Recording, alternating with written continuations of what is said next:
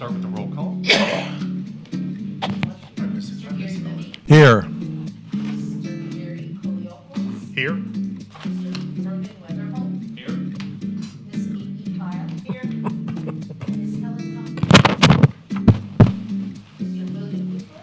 Here. Here. There's Here. Miss Ellen's Humphries here. just walked in. Ellen just walked in.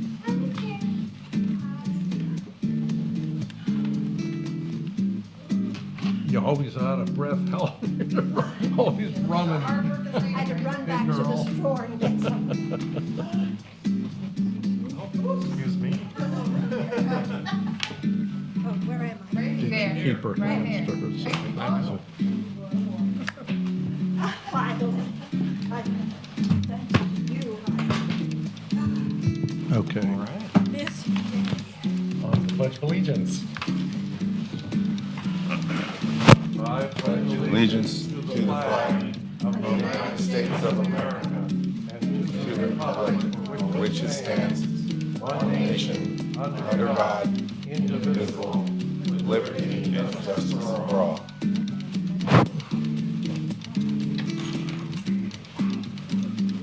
We'll begin with an approval of our minutes from our May 8th meeting. Also move approved. Do we have a second? Second. All right, approved. Well, Wasn't it a vote? yeah, I was Okay, about to. I had, oh, okay. So one little- Unless there are amendments. If you want to make the amendments, let's go ahead and get that out of the way. One little bitty thing, on page,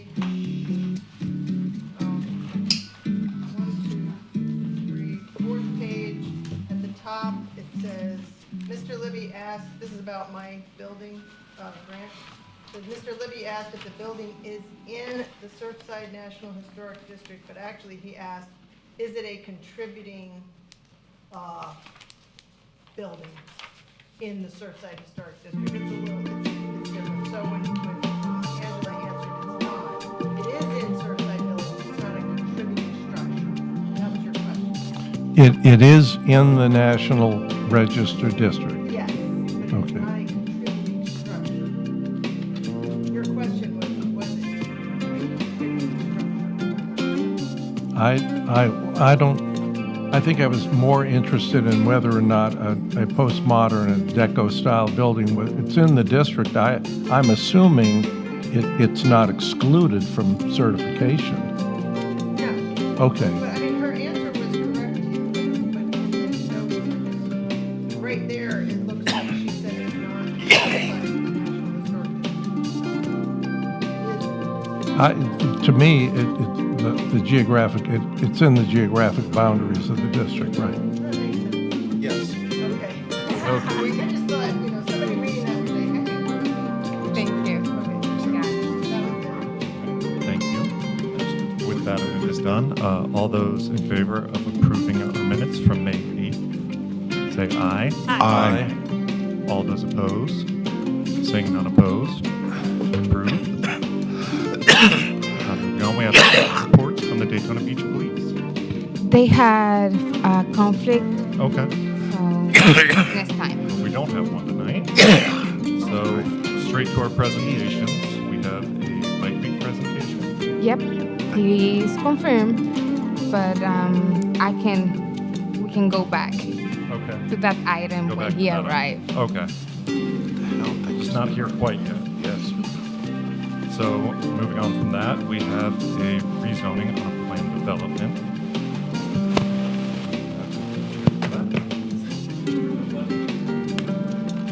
Quite right. They really figure it, These are good. just slide. It's working. Well, actually looking around, who do we have here right now that's on the agenda? We don't have, for our commercial property grant request, we don't have that applicant here either. No, but I'm going to You're present. gonna do a presentation I'm going on to do that? the presentation for the Fourth Amendment and for the grant. Okay, Yeah. all right.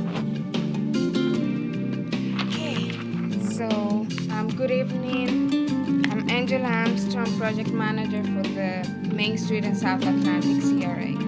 Tonight, I'm going to present item number 7, which is the fourth amendment to the Daytona Beach Convention Hotel and Condominium Commercial Plan District Agreement. This is a quasi-judicial hearing, and the DEV number is 2024-170. So, a request by Robert Merrill, Cobb Cole, on behalf of BDA Trading, Inc., for the approval of the Fourth Amendment to the Daytona Beach Convention Hotel and Condominiums Land District Agreement to allow for the development of a subphase within the Phase 3 of the development, comprised of the potential retail, parking, and event space, identifying timing of such improvements and allowing for the replacement of associated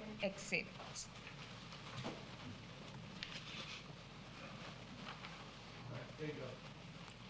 Mr. Chairman, Yes. I'm uncomfortable without the applicant or his attorney here. I mean, I've got some questions that I don't think are the kinds of questions, really, Angela, that you would want to speak in favor of the applicant on. I think that's sort of out of range to the way we do business here. I've never seen staff up speaking in favor or answering questions for an applicant. So I appreciate the detail. I think it's a nice packet, but I certainly would like Mr. Merrill to be here. Because there have been questions on this project right down the line. I don't know if any of my colleagues have questions. I'll bet you a cup of coffee they do. So do we want to get into this now? I mean, Well, let me tell you that I was going to explain that this is just a amendment to the PD that was already approved. And this phase is outside the redevelopment area, actually. So this is a courtesy, I'm doing the presentation, so keep you in the loop, because it's right in the boundary. But it's really up to I just think it's a bad precedent to set. I would hate to see other people take advantage of the staff and you and decide not to come to these meetings. I have real challenge just procedurally on this, and I can't support doing anything other than thanking you very much for sharing the information. I guarantee you I'll go over it very thoroughly. But I don't think we could, just for one person, I'm not comfortable moving forward in any official way. Did they ask you to present this, or did you say that you would? Well, it is to go before you before this board for recommendation, anyways, because part of the development it is in the redevelopment area. So it's weird. I know this phase is Is there outside. precedent for amendments to PDs and what, typically? I know in the initial PD. I've got we some see real serious everyone, questions, but yeah, I wish I... Is there a precedent on amendments? Well, On who's in- required to be present? this is, I mean, A- amendment, I this don't know, would- I've never sat over an amendment. as a quasi-judicial hearing, you need to have the parties present for the Right. quasi-judicial hearing. Yeah, right. So that's where I'm a little puzzled as to why they are not here. Right. I know, agree. You and I are on the same team. Yeah, yeah. I don't Yeah. think we, I mean, obviously we can hear it, but I don't think we can even legally vote on it. Well, you, I would feel nervous about even moving beyond Yeah. what you've shared with us. I mean, that's very kind of you, but I don't think we want to go there, yeah. What's your legal opinion? Can we legally vote on it or no? it's a quasi-judicial hearing. We don't have the party here as their, to present their case. Staff testimony is just a portion of the case. I agree. And I'm sure Rob knows this. Yeah, I don't. It's very weird. Asking whether they asked you to do this. It wasn't. It was part of the planning. It was requested by planning director. By who? From the city? Some of your, Yep. Yeah, no, See, this is the normal procedure. it's a Yep. quasi-judicial hearing. And then it goes before planning board and then commission, so. Because see, that's what I'm saying with us, how can we vote on this? We can't. Can't. Even when you did, somebody from the planning and zoning ask you to do this? Yeah. Yes, sir. The planning director, it was on the agenda. Oh, staff asked you to do it, not, Well, But this there's, is a normal- there's, again, there's a difference between her presenting as staff versus presenting the case for the quasi-judicial hearing. The city planning department has delegated the staff presentation to the redevelopment staff for the redevelopment board hearings, but that does not equate to providing necessarily equate to providing competent substantial evidence Correct. to support the decision to move forward with a project. correct. Correct. I mean, staff reports are a portion of competent substantial evidence based on, and you're being able to ask the applicant questions is a factor. Now, this is just a recommending decision. It is not a final approval decision. That may be why they are of the opinion they don't need to be here, but. This is a Yeah, precedent. but this is the first step on the Yeah. quasi-judicial route. Uh, So, I mean, yes. for us to not have them here, that doesn't Doesn't make sense. make sense to me. You know, rather than argue it over it, I'd like to move that we table If, this or. what I would suggest is move to continue to. Yes, okay. the- Yeah, I'll move that we move to continue this unless any members have any questions, because I feel very nervous about having our staff speak in place of the attorney for the applicant. I mean, that's just not the way we have done business here in the past. Mr. Chair, I was saying, I'm not sure if they are even required to come back to the next meeting. Because it will have already gone to the planning board. I think I think we need to find that out, but I think they are required. If this is an amendment, You're if this is, asking for a vote. It can go to the planning board without us taking a vote on it today. no. There would be, the recommendation, there would be no recommendation. Right. And that would be what would be reported to the planning board. May I? By all means. My comment is this, that I think we hear the presentation. I'd kind of like maybe a show of hands. How many people read through the entire PD? I did a little bit of it. Y'all did? Okay. So we kind of know a little bit about what's in there maybe, and know some questions we might like to ask of the applicant. But if we hear your presentation and we still have those questions, when the vote comes, we can choose to not recommend based on, The lack of competent substantial right, evidence right. to So support. that's an option that you can then, I like that. because moving it, wait a minute, I'm not, She's not finished. I wasn't finished. So moving it to another meeting, if it's already going to have gone before planning board, that's kind of, doesn't make sense. So I think we hear it now and we handle it as if like, well, we don't like the fact that Rob Merrill's not here.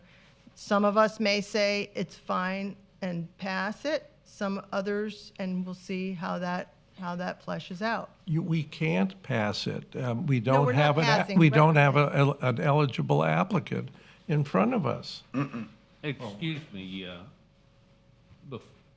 before this goes before the planning board, doesn't this board have to approve it to Correct. go to the planning board? Correct. Then it's, Am I not correct? Didn't you on say that? this was Yes. a recommendation? yeah. It's a recommendation. So you could vote no, and it might not even make a difference, actually. Right. If I understand this correctly. Because this is a I'm not, either way, I don't have a horse in the fight, but if I read correctly, it's a technicality why it's even coming here because of the way it borders Yep. the Beachside redevelopment and because that side of the street connects with us. I think that's why it's here. So it doesn't really even make a difference if we say yes or no, if I understand correctly. Is that right, Well, Ms. but- Holmes? Oh, I Hey, think, I'm not a voting member, but I'm on the planning board. yeah. Yeah. The planning board could wait you know, this is not the end of the world. I mean, just- one meeting is not a big deal. If, But I think what staff is saying is if we don't hear it and take any sort of vote on it, it's gonna go to planning anyway, and our well, recommendation it is just doesn't, gonna be nothing. well, it could go to planning, letting planning know that we did not have an eligible Right. applicant in front of Do us. we have a motion on the floor?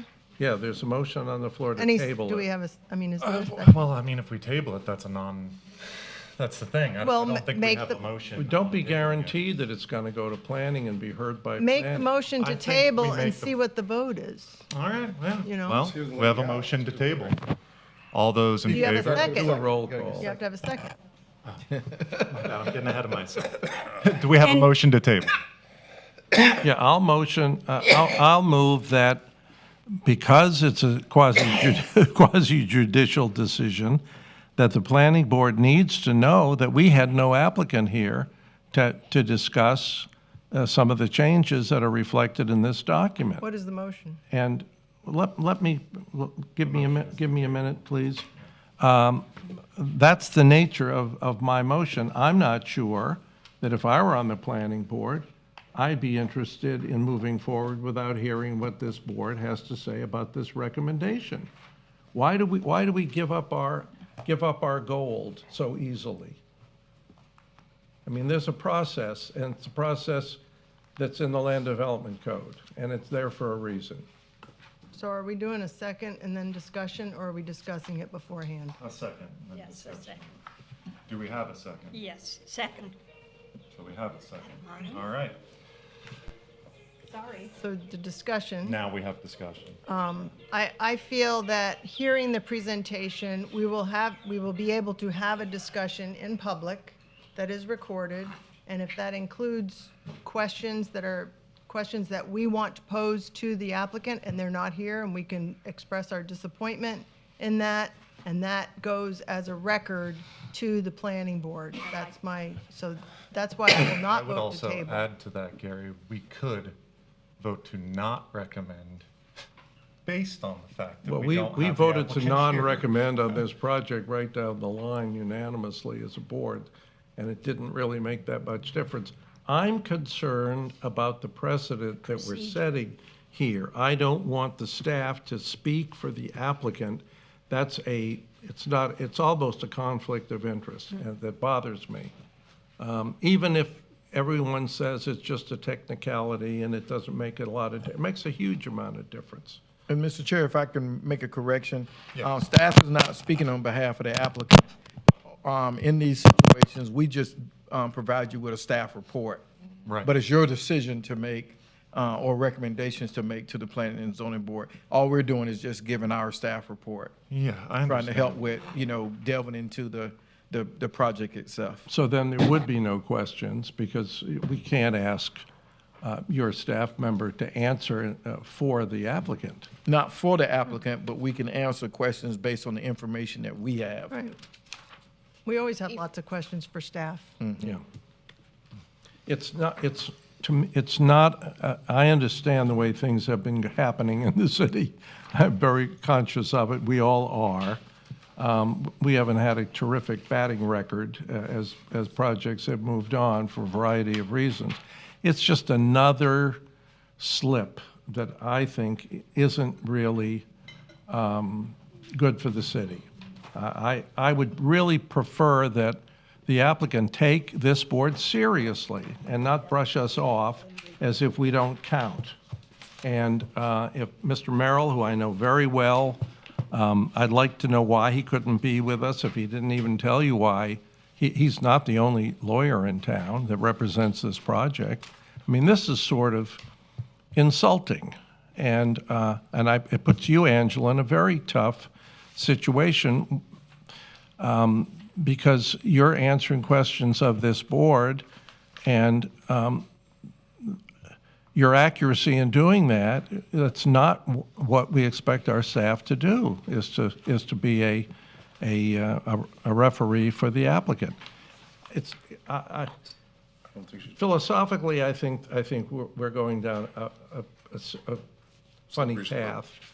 I would recommend that, maybe this board, maybe we ask the planning board to wait one meeting. Wouldn't you like to see Bobby Merrill and understand this project a little more? You know? Does anybody else have anything they want to say about this? Well, Put on it the to a vote? planning board, I know you're on the you planning know, board, so yeah. I take it seriously, whatever your recommendation is, or I wouldn't be sitting here, to be truthful. Yes. Yeah. Yeah.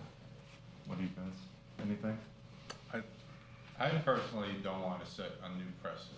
Yeah, I think it sets a bad precedent. And I mean, if he's not gonna be here, that word of mouth's gonna get out quick. Quick. The lawyer will be speaking to all the other lawyers. So what do we do here? We set Want to the make a motion precedent now. to request that the planning board? You got a motion on the floor to table. Oh, we have a motion on the. Yeah, it could be table. I know. followed by a second motion, and the second be followed motion by a would be second asking the planning board. And as I said, I think the better motion is to continue it to your next meeting, not table it.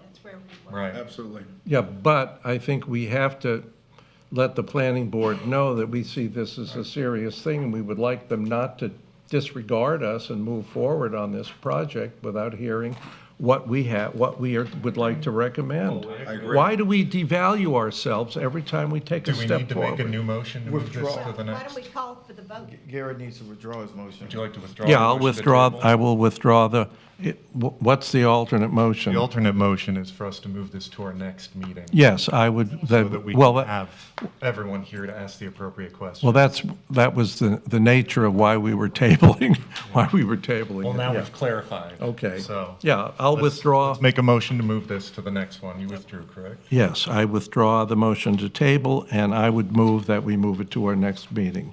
And that we let the planning board, request that the planning board not rush on this, but, because we have some serious concerns. We all read it, I think we all have some, No. just good Don't questions. speak for me. Do we have a first on the motion? It's impossible Move this to the speak next for meeting? you. You Do we got have a on second. it? I Do we second. have a second? Okay. All those in favor of moving this to the next meeting? Aye. Aye. Aye. Aye. All those opposed? Aye. Well, the motion passes. What did you? I wanted to hear it, but We'll hear it next time. yeah, that's fine. We don't all have to. All right, so Mr. Chair, we have our economic and strategic director here that he's going to do the presentation on Bike Week. okay, excellent. Thank you, Angela. I like the project.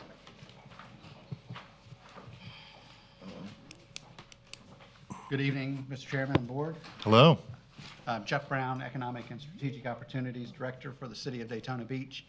One of the things that I've now inherited is overseeing the Bike Week master plans. Congratulations.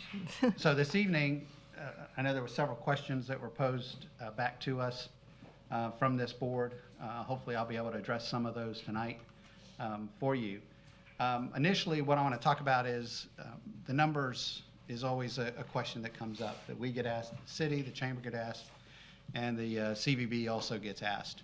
So one of the ways that we can better, I'll say, get a handle on it as opposed to a guess, is that we actually have access to a computer platform known as Placer AI.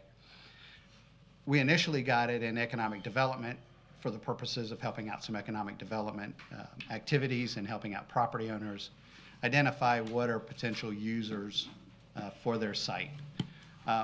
However, one of the things that we can also use for this, and that gets used now quite a bit throughout city staff, is the ability to geofence areas within the city, and I'll show you later on, we actually geofence the entire city to collect data.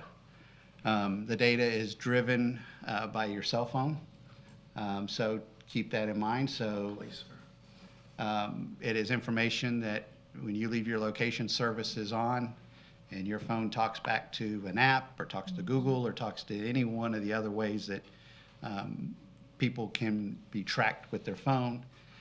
This is one of those places where it ends up coming back to. So if you do not have a cell phone, or if you turn your location services off and don't access the apps that you currently do use, we're not going to be able to track you. So take that with a grain of salt. So if you don't meet those criteria, we don't get to count you in this platform. So one of the things, y'all are going way too fast for me. Let's go to the next slide down. We're not, seeing the slide. we're not. Yeah, we don't know Oh. anything. You see him. Joe, I see them, but they don't see them up here. Yeah, I didn't realize you had slides, so I'm like. There we go. Just very informed. Okay. So this is the Main Street area that we've geofenced. It's primarily the area down Main Street. It does not include the east side of Atlantic Avenue. It does not include right up to the riverside. Next slide, please. So during Bike Week this year, let me walk you through this information you see there. There were 319,000 visits. Of those 319, there were actually 195,000 actual visitors. So what that means is, at one point, each visitor appeared on Main Street within the geofenced area about 1.63 times. We'll go into some other data a little bit further, and we'll show you exactly how many times some of these people showed up to Main Street during the event. So the number that we're really interested in is both the 319 and the 195. 195, because that tells us exactly how many distinct and individual users actually showed up, but the 319 is the actual number of people that came into the area, that were inside the geofenced area for more than 10 minutes, I think we set that one at. So the next one down is, so we know that there's 319,000 people, or 319,000 trips. When did they show up? So as you see there in the chart, we start with May 1st on the left and May 10th on the right, and you see the two peaks occur on Saturdays, which is what we would expect to see. It kind of dips down Sunday to Monday, then kind of runs flat through Thursday and then, or Wednesday, and then Thursday, Friday, we start to see it pick back up again. And then, of course, then on Sunday, everybody's leaving town, so that number drops precipitously. Next slide, please. And also, if you have questions, go ahead and ask them while we're at each location. So are there any questions so far on, yes, ma'am? Not a question, but my business is right in the middle of that. Yes. There's two distinct groups that come. The first group is entirely different than the second group, and the second group is European. Yeah, So those we can't track. yeah, but I mean, So- we have sort of tracking on that, and it's fascinating. Oh. Yeah, go ahead. So yeah, so you have information that we Yeah. can't even get access to. Could you briefly explain how you are tracking? Again, I know there's an application. So your cell phone, when it enters into the geofenced area, if you are using one of the apps, I think there's about 30 databases that. Does the app work in the background, or it has to be? No, it's apps that you have on your phone. So if you have Google, if Google's one of the ones and you still have your location services turned Okay. on, Yeah, you're going to be counted then, because Google Maps is going to identify you as being at this location. And then that information is then collected, and about 3 to 7 days later, that information then is put onto the platform, and then we can access it then at that. And then how do you account for how many people have that application and who does the counting for the rest? We don't. Oh. So is there a percentage of Yeah. people that have the application overall? So no, that access. You wouldn't know. The access to Yeah, that kind you of won't know. information, I can't get to. The information that I can get to is the information that I'm showing to you today. Could be twice as many people. Right. Could Or be. 3 times as many. Yes. You know, so that, but it's Yeah, gonna be a yeah. higher number in actuality Sure. than what we're seeing. Correct. No matter what. So, yeah, and you're right. So that's why I say that it's dependent upon several things. What I can tell you is that at least that many people Yeah. showed up. Right. Okay. And bikers are kind of a rebellious sort. I bet a lot of them have their location services turned off, Right. you know? They don't want to be tracked. Or like a lot of people, you don't know to turn them off. Yeah. Well, that's- And you just leave them on as they are. well, a lot of them aren't rebellious. I mean, Oh, they it's are. our Well, they are that. medical, it's our, yeah. And I think we'll show here in just a little Yeah, bit. go I think ahead. the perception that we Yeah. have about the the demographics of the people that are coming By phone. are not exactly I think. as we would all like, as we all think, and Yeah. how that. Could I ask you, do you look at the sales tax collected from these special events? And do you, I mean, number of people is terrific, but if you have 1 million people through there and they don't buy anything or spend anything, then it's very hard to argue, pardon me, it's very hard to argue that it's a great benefit to the city. As a matter of fact, it costs the city when that happens. So do you have any financial data? The numbers of people are great, but really, it's the economic impact I'm very interested in, and who is paying for this event?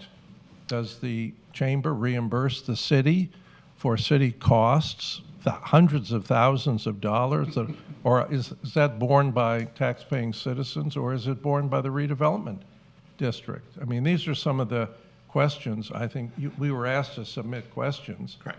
Did you get the list of the questions at the Yes, board? we did, Okay. and where's Well, if you're going to get to these yes, areas, then I'll yeah, wait. we'll get to those. Yeah.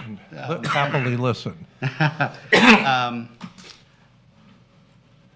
So yes, we will get to answer some of those questions that I can. So I'll answer the initial big question that was asked about the economic impact. Without us having access to some data which the state prohibits us from getting, such as sales tax, like the question you asked, during that period of time, we cannot get access to that. Well, let me ask you, aren't we at the limit of we're a donor city. We've been a donor city for years, since I've lived in Daytona Beach. So it really doesn't make any difference. We get no more return if we didn't have the special event. Isn't that correct? So we do not get the direct increase of, say, sales tax. Correct. Right. However, when we get to the economics of the people that are coming and estimating the amount of money that they may spend in Volusia County and in the city in particular, you can make some inferences from that. And we can talk about that as we get through a little bit more. of Well, this. then you need to divide it between itinerant vendors who pack up their merchandise and their money and leave town, and a great number of them don't pay a sales, they charge sales tax, but we don't see it in Tallahassee. I mean, there are a lot of specific questions. The numbers are terrific, but the numbers without economic impact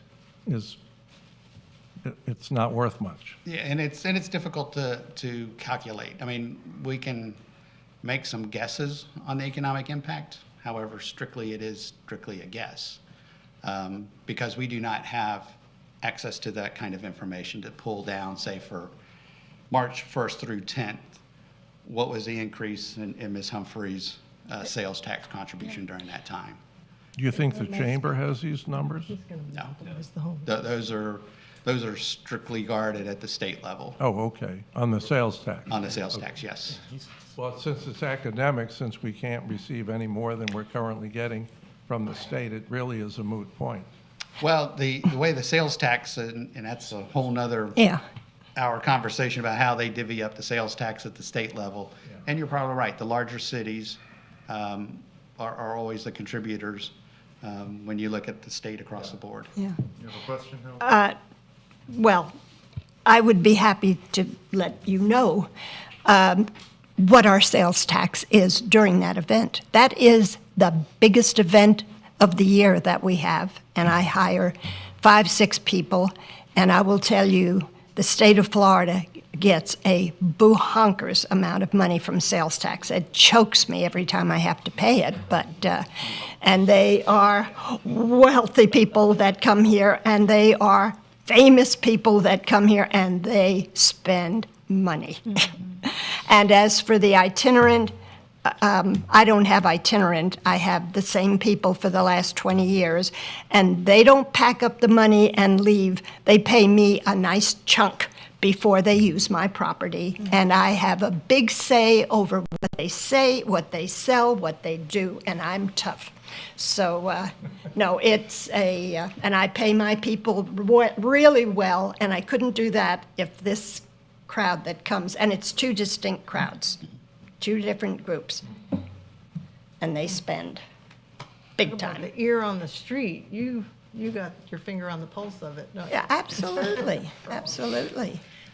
I have a quick question. Something, now I noticed that there isn't a chamber representative here, and I mean, they were kind of on the schedule. We were going to have Janet Kersey here, I think. But one of the questions I sent in an email, I don't remember if I heard back or not, but there's an agreement between the city and the chamber and the CVB regarding the biker events. Do you have a copy of that? And I do. on I my wonder if computer. anyone else on this board besides me has ever read it. You have read it? Not a recent one. Well, no, there's just one from the very beginning. It's never changed. Yeah, I've Not the seen it. guidelines, Yes, I've seen the it. agreement Yes, I've seen it. that explains how sponsorship funds are shared and the makeup of the task force and all that kind of stuff. Is anyone? Also requested as a member of the Main Street Finance. Redevelopment District, an audit from the chamber, and we requested an audit 10 years in a row and got none. Okay, well, there's an agreement that it would be enlightening to see, and I'd kind of hope maybe we would get copies of that tonight, but No, I didn't know that was a request, Can but we- we can, oh, I thought I emailed it like, I mean, it was late, it was like Monday I emailed, but maybe I didn't hit send, because that happens sometimes. But there is, maybe if we would like to see that, we could get a copy of that. I have one on a hard drive at home or on my computer, but I didn't think to bring 7 copies with me. But it's enlightening, it's interesting, and it shows the relationship that was set up between the chamber and the city. I'm sure you know what's in it, because you're obviously in the relationship. correct. But there's some things that you might want to see in there. Correct. Thank you. Yeah, I can send one to Angela, and Angela can send it out to everybody then. Okay. That'd be great. Thank you. Thank you. So let's talk about the visitors that we get here. So the median household income of the visitors that show up is $62,000 a year. About 25, a fourth of them have a bachelor's degree. The age is about 46 of your average person that shows up. It's a Caucasian person, and they have a 2.3 person household. Next slide, please. So here's a little better breakdown of the household income. You'll see that the 50 to 100,000 bar is the largest. Interesting to note that the 100,000 and above is about 30, right at 30% of those that appear here. So we're not talking about people that don't have money, and as Ms. Humphries has alluded to, they come here with some pockets full, and hopefully they leave not full. The next one is just the educational breakdown, as you see there. Next slide, please. So this is the age, as we break it out now across all the age groups there. The largest group is 65, which is something that is talked about regularly. The biker group is aging out. Oh, definitely. And so the question is, how do we keep enticing the younger ones as they get older to still partake in the festival? And then the next graph down is just the racial makeup of the attendees on Main Street. Next slide, please. And this is the household size broken out. So you'll see that the averages, or the biggest one's a 2-person household, which indicates empty nesters, which would also allude to the fact that the largest group is those that are over 65. Next slide. Okay, so the ranking overview here. So it's kind of interesting that the platform then takes the information and the attendance number, and then rates it against other attractions. So, of course, as you would expect, number one in the nation is Walt Disney World, which has about 8.4 million that actually go onto their property annually. And when we look at our event for 10 days, we rank 27th out of 9,000 attractions across the United States. The interesting number 28 is Busch Gardens in Tampa, which was kind of interesting. However, the top in Florida, the top 10 easily are all of the attractions, Disney properties, Universal, and again, number 18 in that case is, again, Busch Gardens. Now, I have a question. Is that prorated per days?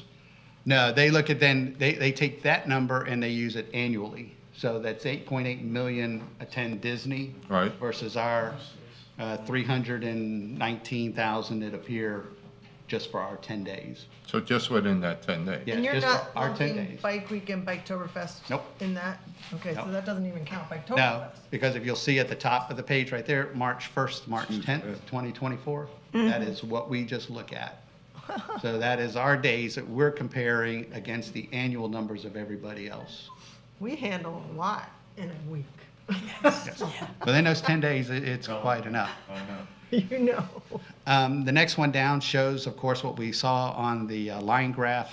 But these are now the numbers that you see now are about 100,000 appear on Saturday over the 2 Saturdays of the event. So the Fridays will be the first Friday and the last Friday, and we have 2 Sundays. So the rest of the weeks, or the Monday, Tuesday, Wednesday, Thursday, are just 1-day numbers in this chart right here.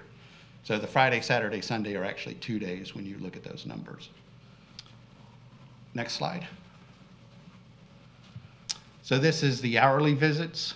So this takes every day for the 10 days and says, okay, when are the visits occurring by hour?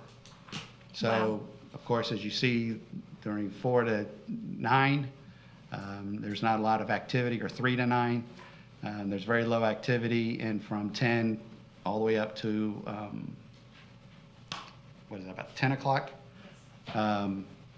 You're looking at that's where the bulk of the people are at. Then it starts to dwindle down as those that are age 65 and older start heading home, and because they're not up till 2 o'clock in the mornings closing the bars. The next one then we look at is where are people going that also attend Main Street. So some of these locations you'll see are actually places on Main Street, but then also these are one-time trips outside of the Main Street area. So not only can we find out where you're going within Main Street in large enough numbers to attract a percentage, but then also where are you going when you leave Main Street. So we use that in our economic development, so we can tell if, say, for example, somebody's coming to Buc-ee's, we can find out who's coming to Buc-ee's, where they're coming from by zip code, and then where they're going to. Wow. Interesting. Okay. And the other part of this, so not everybody on Main Street is also geofenced, so that's also the other thing to keep in mind. So not everybody is identified as a location on Main Street. So you may go to Ms. Humphrey's business. I can't remember if you're identified as a place, as a called point of interest on the map or not.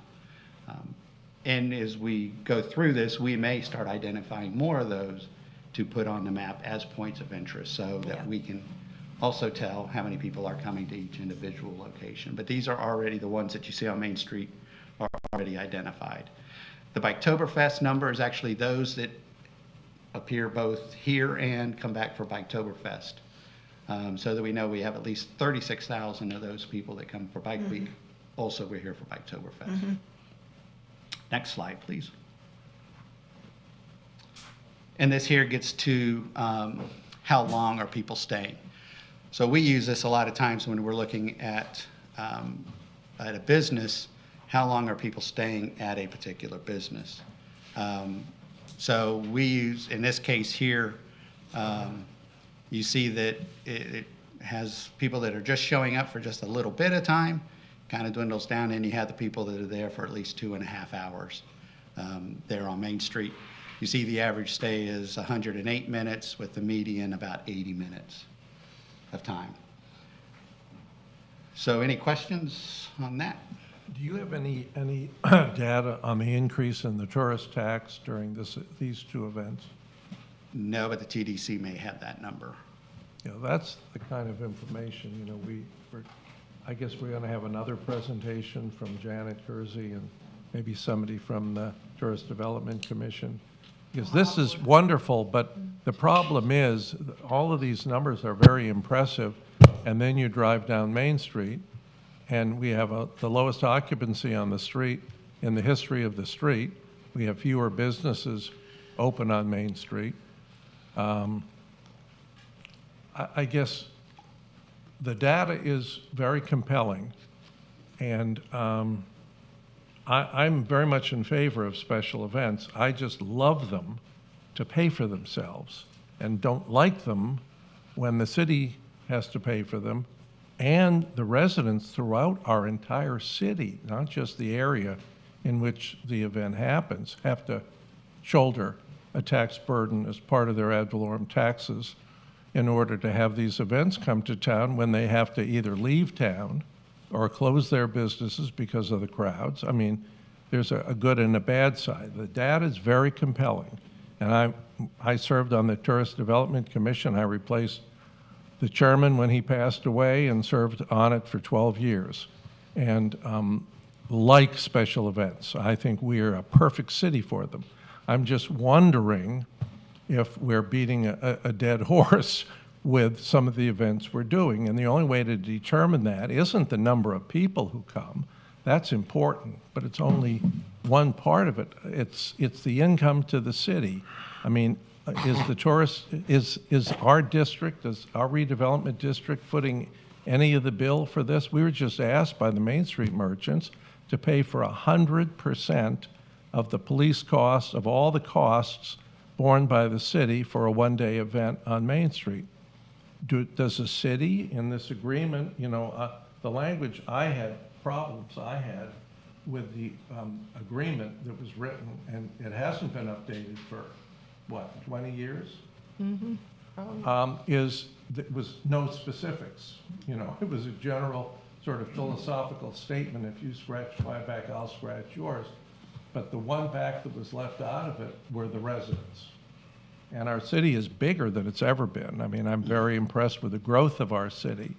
And I wonder if anybody would dare take a survey about the residential interest in the kinds of special events we do. Not that we shouldn't do them, but maybe we should do add additional special events to our menu and not restrict ourselves to just the biker events. We don't even we had some car events years ago. We did a big motorcycle exhibit at the museum in an attempt to kind of try to work with the audience that we had.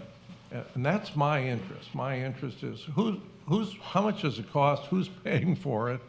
And is there some way that the Redevelopment Advisory Board could help the chamber and help the Convention and Visitors Bureau make a better event?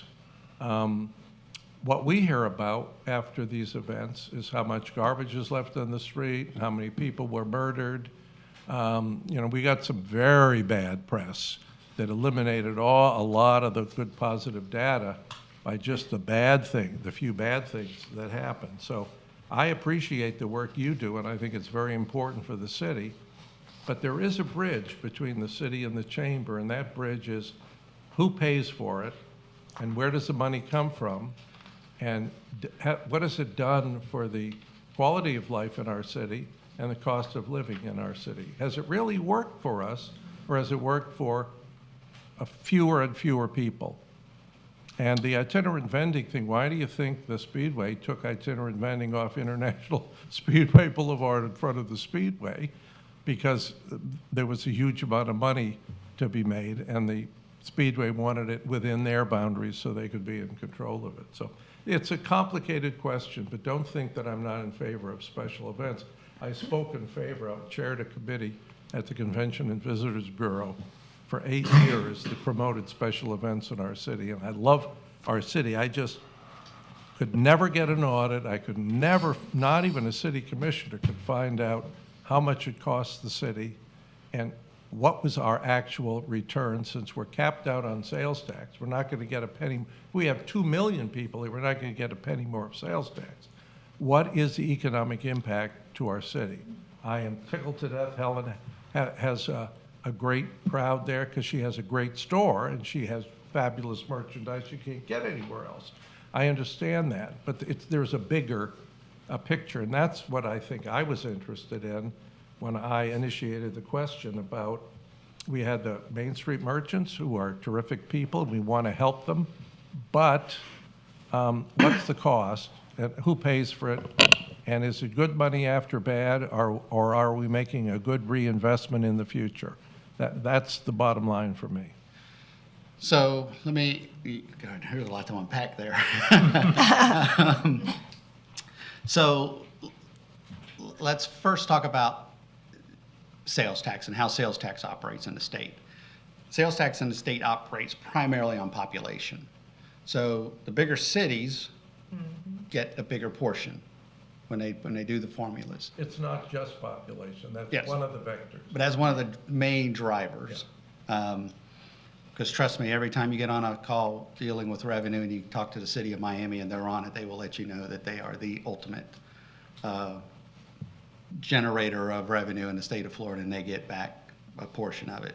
After Jacksonville, it's the second largest city in the state. I tend to argue with them because I look at how many lanes of highway they have versus Right, I-4, I agree. and I say, well, you've got it back in other ways. So the fees that the chamber collects, so a portion of it is proprietary information. So the contracts and the sponsorships that they get from Harley Davidson and from the other national sponsors, that is proprietary information. We do not have access to it. And I don't even know if they shared it with us, would we still have those national sponsors be willing to sponsor our events here? So Why not? Why not? Every 501c3 is required to list publicly every year, every penny they get from any sponsor of any kind. So what's the big That's deal true. with the chamber? So the question becomes, are those other 501c3s getting a national sponsorship You bet. on their events? Oh, sure, many of them do. Yeah. I don't know. That's just what Here. my thought is, and when you're dealing with some national sponsors on some Yeah. other things, they have a tendency to not want to have you release that kind of information. Well, there's a way they could release it that would protect their identity. What we'd like to know is exactly what does the event cost? Who is really paying for it? Is it coming out of any redevelopment funds? Because we're getting ready to spend some redevelop, or recommend City Commission spend some redevelopment funds on the day event on Main Street, and I voted in favor of it. I think it's great, but that's the question.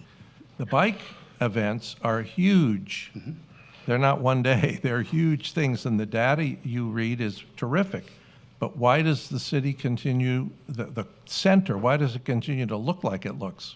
Why can't we get people in the core of the city? We have a great program due to our staff that's going to help the physical structures on Main Street look better, or build new ones, because we've got at least a third of the street torn down and there's nothing there but a parking lot. What's our loss in ad valorem taxation as a result of the special events on Main Street? That would be an interesting number you throw around. I think you'd be probably fascinated in looking at it too. Can I interject something? Okay. I'm very, very old. I've been on Main Street. I'm 90, so I have seen so much that you guys have not seen, okay? There used to be wonderful businesses. The first job I had was Kay's Restaurant, been there 50 years. There were law firms, there were drugstores, there was everything. And one day, sorry, city. Grocery store. No, yeah, we had everything. Okay. One day, I got a notice the city was going to replace some pipes. They blocked the street off, made it so nobody could get to my store or anybody else's, except I owned property behind me so people could sneak in. They dug the street up first, and then they found out that part of the project was the county's job, and part of it was the city's. There was a monster hole in Main Street for a year. Kay's went out of business. The drugstores relocated. Across the street from me was a law firm, Osinski and somebody else. They left. They went, we can't do anything. They left. Then the city put the pipes in. Kay's was gone. The drugstores had left. And bam, the buildings ended up being sold to people who were involved with Bike Week, the T-shirt companies and all like that. And I had to struggle to realize I've got to figure out some way to get these bikers to come in my store. They'd open the door. I'll be fast, not as long.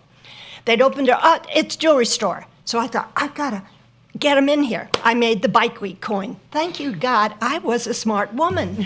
1,500 of those things. Guess what? They line up, the clubs, everything. So once they're in, everyone in my store writes the invoice very slowly. So what do? They wander around. And I'm going to tell you, the whole thing has changed. The old people have a lot of money. They spend it. You don't know about these new people who are coming on. They hand me a credit card and they buy a $50,000 item, and I'm saying, we'll probably have to call your bank account. Well, this woman is a multimillionaire. She's a friend of Mr. Beast. I bet not one person on this board knows who Mr. Beast is. I do. All right, the young crowd. Okay, she's a multimillionaire, came in, okay? She's the top shooter for Fortnite. I didn't know who knows what Fortnite is on this board? Yeah, okay, my grandkids know, okay? Fortunately, yeah. Yeah, and Mr. Beast, who knows about Mr. Beast? And I'm almost finished, okay? He's a multi-millionaire. He's a kid. He took a brand new red Lamborghini, and after showing it to you, he drove it over to a shredder and destroyed it, which means everyone puts ads on his, what do they call it? TikToks or whatever. Yeah. And so these kids coming in are multimillionaires. But the older couples, the older people, yeah, they're getting old, but they are still spending money. So they're out there and they love Daytona Beach. That's terrific. That's terrific. I know. I just wanted you to know that the reason the buildings are only used once a year, the city's going to have to figure that out. But I'm just telling you that they are not, and I do wonder, I love the police. My kid's grandfather was the first chief of police of Daytona Beach, Isaac Fine Humphreys. But we have tons of police, and I never have a single problem. I'm glad they're there, but it's sad that we have to spend so much on police. And that's a big part of the expense. Amy? Okay, I'm not going to talk anymore. That's okay. That was all very interesting. I liked it. I did not know all that. So I'm going to piggyback on something that Gary wants to know, because I agree with you on this one. The part of the chamber agreement with the city talks about sponsorship. Okay? And from what I recall, I'm not reading it right here in front of me, there are sponsorship dollars that come in for signs that are on city property. Correct. So say Geico or whoever it is buys a sign and it's on city property, this chamber or the CVB for Biketoberfest will collect that money, and it's 50-50 taken either by their organization, and 50% is given to the city commission. Correct me if I'm wrong on any of this, because this is how I understand it. Is given to the city commission to disperse as Bike Week sponsorship funds. A Now, portion now, it's no longer 50%, it's a portion, it's given to. are you sure? Yeah. Okay. Well, I was under the impression it was 50-50 because it's. It started out as 50. Anyway, so that, well, of certain sponsorship funds, but the Harley Davidson sponsorship funds have never been shared. And I think there's another, maybe it's Geico. There's a couple of the big ones, and that's what you're talking about, that are not shared with the city. And when he says proprietary information, I do object to that. Yeah, wow. Me too. I do object to that because they're collecting it on city property. And I have problems of a different sort with how the sponsorship funds are kind of used and sometimes hoarded and so on and so forth. They don't come back into the CRA. I understand they're given to nonprofits and things like that, but sometimes in the past, certain commissioners have kind of hoarded them, and then right before an election, they start passing them out. I'm just going to say that in public. I've seen that. So the sponsorship funds that the city receives during a Biketoberfest or a Bike Week event are not representing what the chamber and the CVB are taking in. Correct.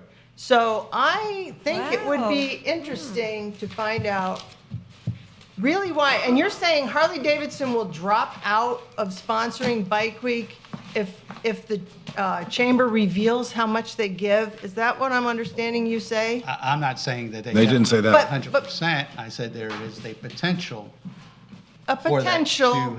for that to happen. So they sort of say, you keep this amount a secret, and we'll keep giving it to you. That doesn't sound Yeah.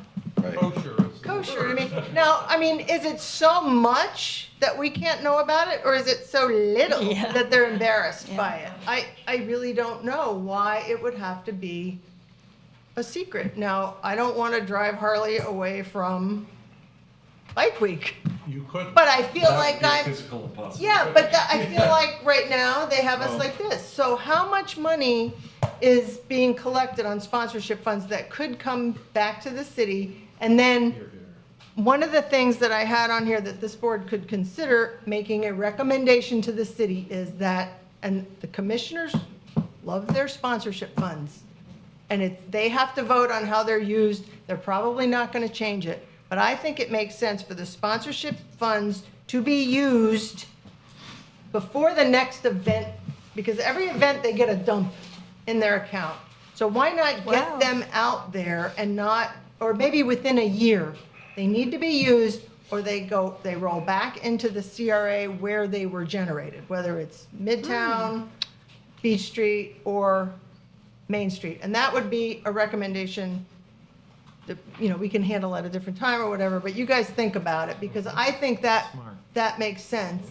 And I love seeing them sponsor buses to places and churches, events, and different nonprofit things. I think that's terrific to spread it around a little bit, but maybe 20% for that. And the area that gets the most impact, right, Gary? The area that's hurt the most, or impacted, let's just say, by the hundreds of thousands of people, should get that money back. So that's my 2 cents. So I don't know where I leave that with you, but I feel like staff should Yeah. have an explanation for why we don't know that number.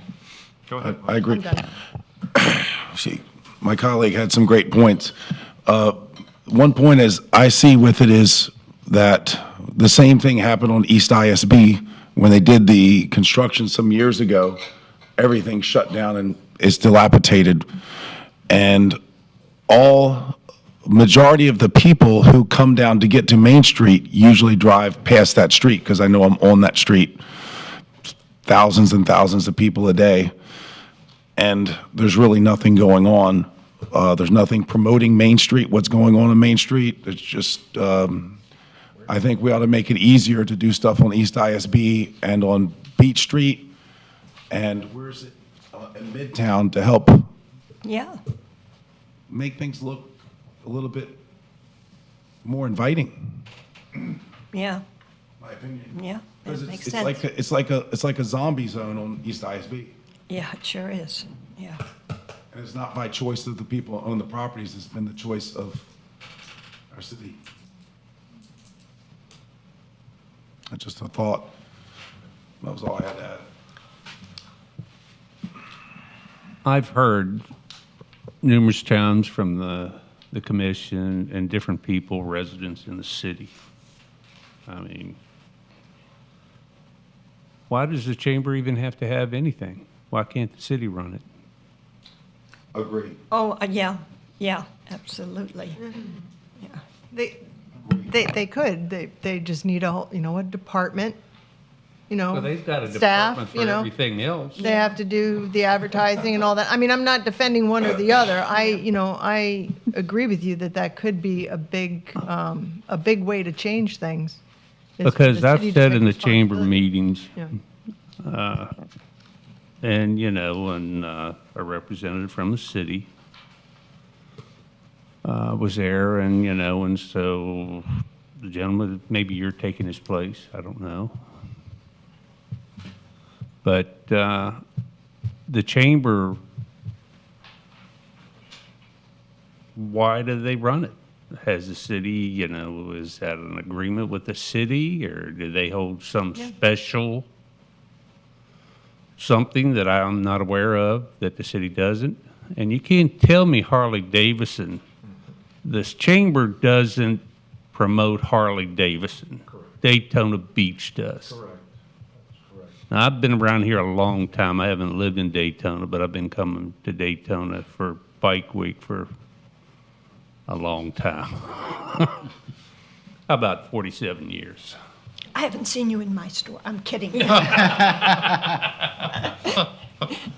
But I was coming from Orlando. And I don't see why the city doesn't take it over. If there's so much money to be made, from Harley Davidson, and I guarantee you it doesn't make any difference whether the chamber or the city does it. And the city, and when I say the city, I say the residents of the city. I've heard the mayor speak several times, the commission, that, our population, I've lived here 12 years. And the population then of residents that lived here was about 62,000. Now we're pressing 87,000. I mean, that's a pretty big jump, even, percentage-wise for any city. And I think it's going to be very shortly, I know on the planning board if they build half of the apartments and houses, we're going to have 100,000 by the end of the year. Yeah. It's jumping that fast. And so that would be the question matter of fact, I will be asking it. Why the city doesn't take it over. As simple as that. Then a lot of the discussion we're having, it won't need to be discussed. We'll have somebody, a person that we can speak to, whether it be the city manager or your commissioner, and handle it that way. And believe me, I'm going to talk to the commissioners and find out why too. Thank you. Could I ask you whether does the city charge a fee, or is the master plan fee that the chamber charges? What is the master plan, and how did it appear, and who administers it, and where does the money go for the master plan, which allows certain residents to use their front yards to park on? That's crazy. Well, Yeah. I mean, it's an option. No, it's not. Parking No. in the Well, front it's yard not is- supposed to be, No. but they do it. Do you know anything about the master plan? To me, So, the history of the master plan that I was told was that it was an No. attempt by the city, Yeah. the chamber, and the CVB to set up a process so that the Bike Week events occur in the locations, Main Street, Midtown, I'm trying to think of the other, Ballou Road. So that those locations, and so that you didn't have the event spreading out all over the city. well, if you're a businessman and you own a substantial business like Mrs. Humphrey, and she pays taxes on her building and her lot, she then has to participate in a fee. You have to join the chamber, and you have to then pay. No. Wait a minute. No, I did not join for a You have very, joined. Okay, but, there is a specific reason, but I've already talked all I'm going to talk. okay. All right, maybe that's a bad example using Mrs. Humphrey, but there are businesses then that have to get involved in the master plan, and if you don't, you can't participate business-wise in the event. Isn't that the me- correct way? to Can do I it? sum it up in one, this is the simplest way to look at the master plan. It looks kind of like a Bible, like it's actually like 4 of these. I've seen it. But what it is a stack of permits. Right. And so the chamber or the CVB will collect the stack of permits, and then at the master plan task force meeting, they've already submitted it to staff. Staff reviews it, decides who's missing what and what, what's required, and they make up a list of who still needs what, and they present it at the master plan task force meeting, and it's gone over, and we decide if we're approving this. It's just a stack of permits. That's all the master No plan fee, is. no fee. No, yes, there's fees. Oh, yeah. There's fees. Oh, For each permit has a fee of, I think, $300 plus if you do itinerant vending, it's 12 cents a square foot. Correct. It's almost nothing. So, so Why that's, is it 12 cents per square foot? You think there's no other money passing hands? Wait a well, minute, no, I I'm pay not, a I'm not lot saying that. more but- than that. Come on. So the permits are, each individual that wants to do something during Bike Week that's in that area will have filled out this permit, they submit their license, they have Yeah. the food permit, the blah, blah, blah. It becomes a stack.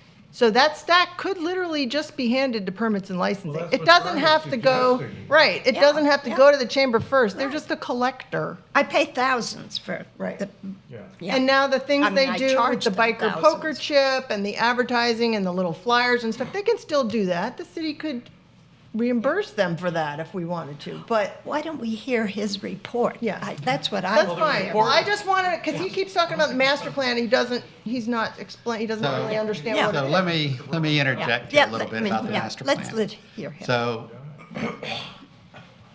Ms. Powell, up until this year, the process that she described is 100% accurate.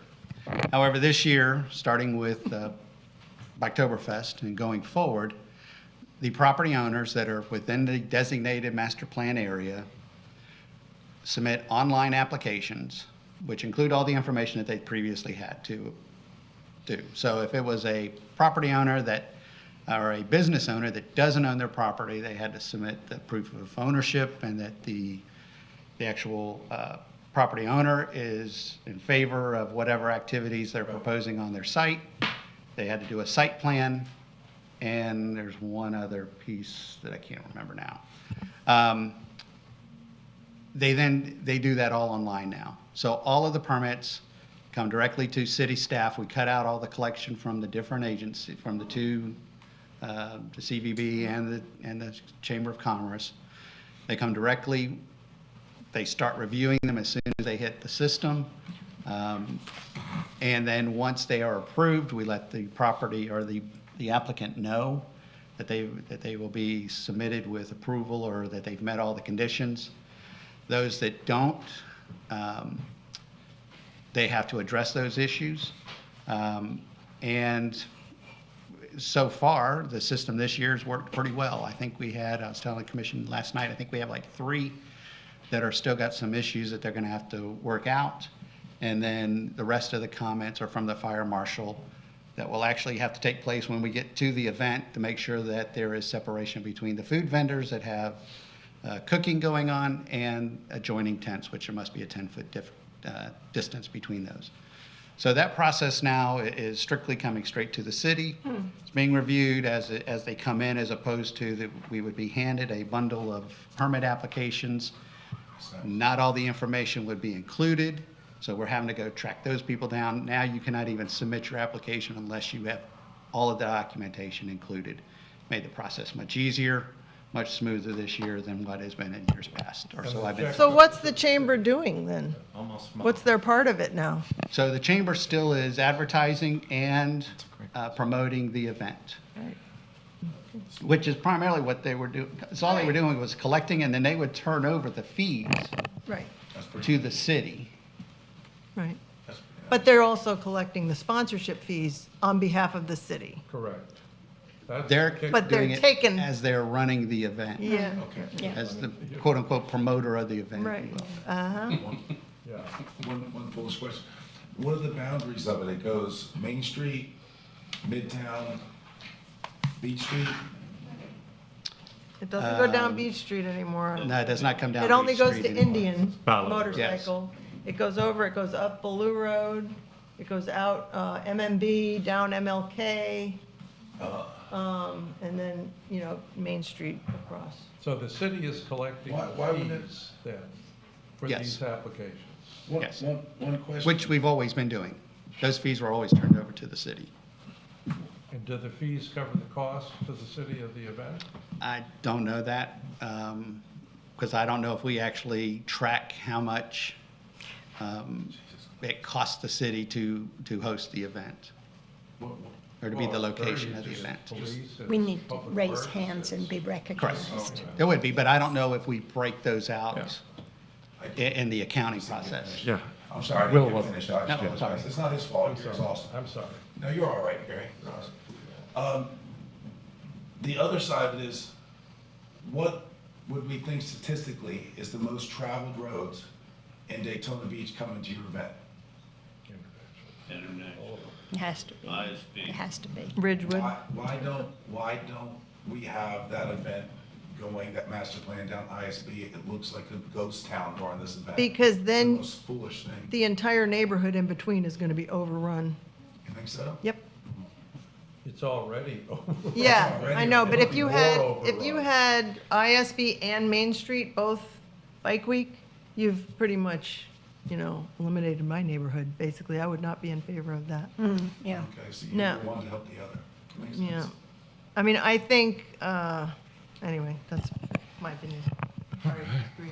No, it's okay. It's, what I'm trying to figure out is what do we do to dress that up? Because what happens is if you're going into a neighborhood to look at a house, and I've been building houses 50 years, actually, since I was a little kid with my dad. And you go by and then you have the slums, and then you have $15 million homes. Now, I'm not gonna buy a $15 million home if it looks crappy on the way to the event. So in a sense, I'm not gonna come here and spend money if I have to go past a bunch of. Right. Let's see what International looks like when they finish to redo it. Well, and you really, you don't need a master plan permit to do business as a business. I mean, you have a business there. You can do, 5 acres of a business. right, but you nothing to can do for Do we have any more Yeah, questions on yeah, the but- presentation? just Yeah, let's get back. have a business there. You're Yeah. good, Mr. Chairman. Could we request that maybe you give us a single sheet that has this data on it, because it's very compelling, very positive, but it only makes the questions we have more stringent, you know, and why aren't things better for everyone? Why are the neighborhoods impacted so negatively? Why does it cost our police department? Who's paying for the police overtime? Who's paying for all this is, to me, very interesting. I like to follow the city budget, and it's getting very interesting to follow, but it doesn't seem, as we get bigger events and we get more money coming in through the chamber, the city doesn't seem to be profiting. And maybe it is, and I would love to be wrong, and I would love to be told that some of the fabulous things that are happening in our city on the west side, for example, are the result of what's happening on the east side. That wouldn't bother me at all. As a matter of fact, it's overdue for a long time, but I don't think that's accurate. I don't think that's what's happening. I would just like to know if it's a business, let's consider it a business. What does it cost to run it? What is the income for it, and how is it divided up? I think would be very simple. And I think the city should demand an audit from not only the chamber, but the Chamber Foundation, because they're the ones who are protecting the chamber from disclosure. And this is a debate that's been going on for 25 years in the city. We had commissioners who've run on this issue and are now living in California. One of them's living in California. But that's another challenge. And I like the chamber. I think they do a great job. I just wish there was a way to make it Oh, honey. more crystal so that people could understand how the parts fit together. Because you'll get these questions and more of them. And they're not rude. questions. They're just questions that are business questions that business people would like to know. See if it works. So I don't know if the city tracks expenses during Bike Week separately than when we do this week in June. Just look at the cost per month. It's easy to, you don't have to Well, track it to know what it is. Again, I'm going to guesstimate them again, and we're going to have finance look and see if they can pull that number together. The other bigger picture of this, the question is, do cities, use all cities, run festivals to make money? Yes. Yes. Yes. At least break even. I will say a lot of cities, at least the ones that I've been a part of for now 34 years, do not look at festivals as a moneymaker for the organization. No, they're not a No. moneymaker because now, they're not a moneymaker, but what they do is they want, whenever they have a festival or anything, say like a prime example, an easy one, Public Works. Absolutely. The barriers, the barricades that they use, that comes out of the funds. Say like in Winter Park, you're talking about, Track Shack wants to have a event every weekend of the year. The only reason that they don't is the residents will not tolerate it. Put their foot down. That's a simple fact. And the city does, Track Shack, they do provide the city that pays for all costs. That's from sanitation pickup, Public Works putting out barricades, their rental, because I used to put the bills in. So you're talking about you haven't worked for a city. I have that doesn't. So I think that that's some fallacy. I think that the city should know exactly what they're spending on it. And, and if they don't, because I know the police department, I do. their overtime comes in. Yeah. And it comes out of their yearly budget, out of the general fund. That is correct. I'm not going to dispute that fact with you. So that's, Then the residents citywide are paying. So if we're gonna have this, like I say, I think Daytona Beach is a great city. I love the city. But if they're telling me that, you're not making money off of this event, I think I'm gonna be changing my votes. Yeah, Yeah, let's not have it. something wrong. And I will definitely speak to the commissioners and everything and see what they have to say, and the mayor. And say that you're telling us you don't know. Yeah. I said I wasn't going to speak anymore. There's an event I was asked to sign for, some event in the future. And my argument against it is they want to start late in the afternoon until midnight. So it's a specific event. I want an event that is going to be all day and not having to pay police time and a half and huge numbers of police, because I'm very happy for police protection on Main Street, but some businesses have cars just lined up around it, and they run until 2 o'clock in the morning. There's a huge amount of money that is spent for that particular cost.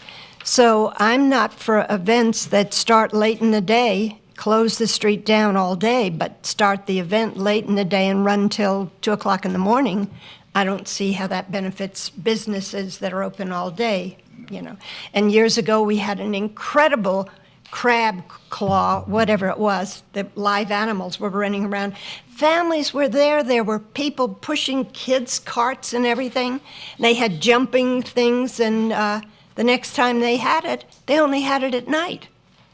So if you're going to help Main Street, you want to get something that's happening all day and doesn't run till 2 o'clock in the morning at huge expense.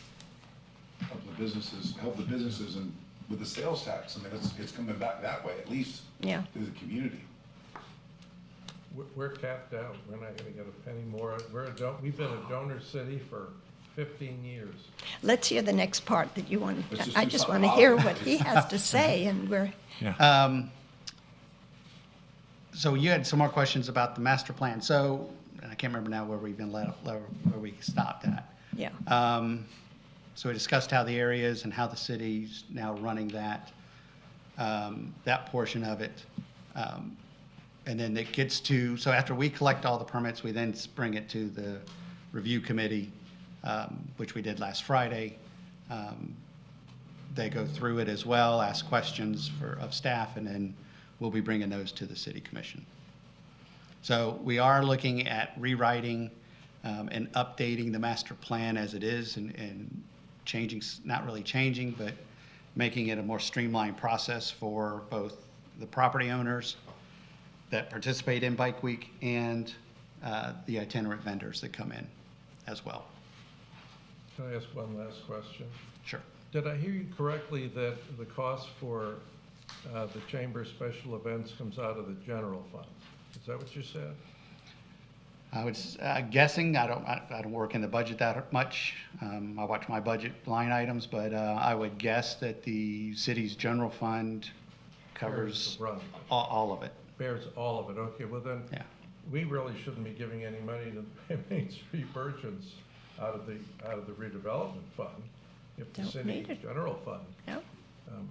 pays for special events. No, I voted for it, and I'm very much No, in no. favor that we do Yeah. it. Uh-huh. But there's just another great inconsistency here I agree. that always ticks. That event covers, the biker events cover many CRAs though, not just one. So it's kind of it's more of a citywide thing. 80% Yeah. is a Main Street. 80% of the bike. Well, there's events the citywide. Speedway and Yeah. MMB and. Because I don't need money from the city. I don't need money from the city to run the event that I have at my business. That's not what we said, Helen. We're Yeah. trying to figure out if it's a general fund expense, that's fine, but that means every resident who lives in the city and pays taxes is supporting the bike events. And I don't think that's generally understood in our city. I think there's a general understanding in a lot of the parts of the city that they are not supporting something they don't really, are not that much in favor of. It's not something people look forward to. Many people go out of town. I think it depends on the person. It does, of course it does. Yeah. Of course it Depends does. on No. Many people Yeah. do look forward to it. I love it, Generalities yeah. here. Yeah. But if citywide is paying for the bike events. It happens across the whole city. You know, Yeah. okay. Yeah. It's not That's just Main news. Street. That's news. Like I said, a lot of people, or as I say, a lot of city managers look at festivals not necessarily for the make the money coming back. It's a lot of times an economic impact for a local area. So be it, we do the crab festival or seafood festival in Midtown. There's costs associated with that. The benefit of it is yes, we have more police officers out there that may be on overtime.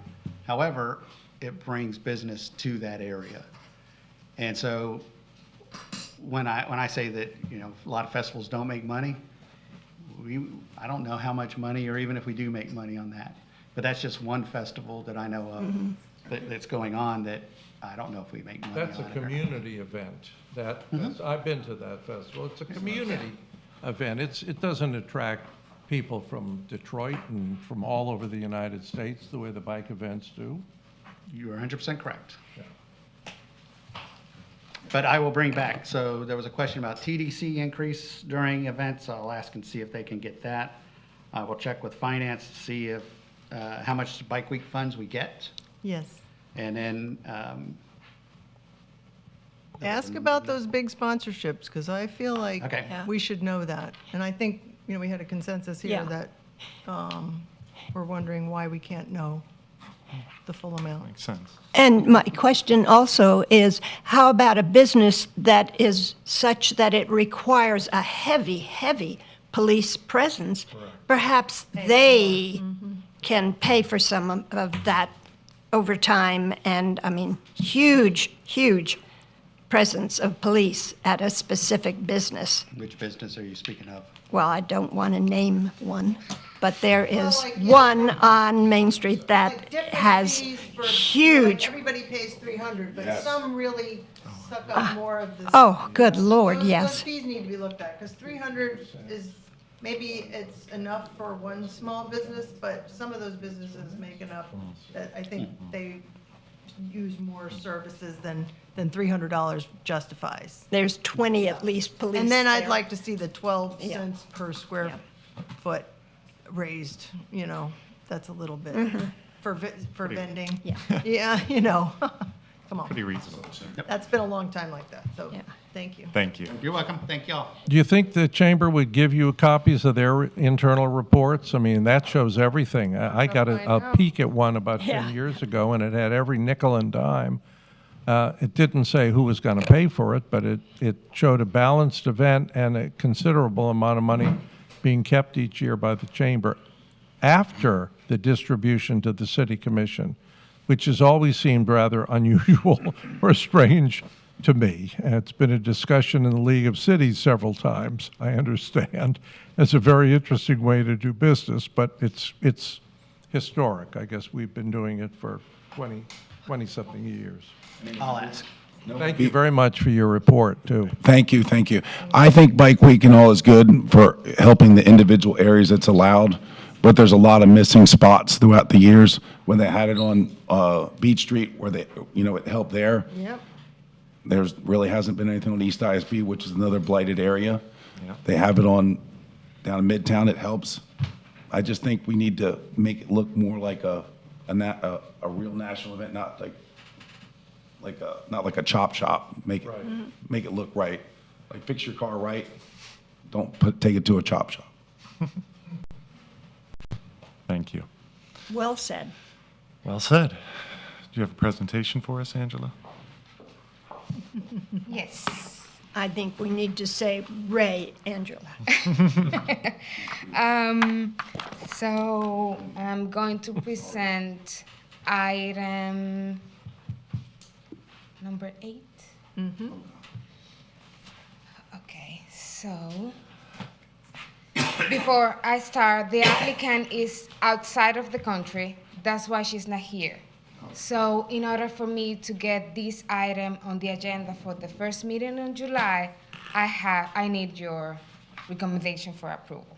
And this is not a quasi-judicial hearing, It's- so it's, Just a recommendation. Well, summarize Yeah. what we're voting on, would you, Angela? Yes. This is a commercial property improvement funding request for 506 and 508 Main Street. So Mrs. Inessa Hansen, applicant and property owner, is requesting the redevelopment board to approve the request for funding through the 0% interest loan commercial incentive program. This is the location, 506 and 508.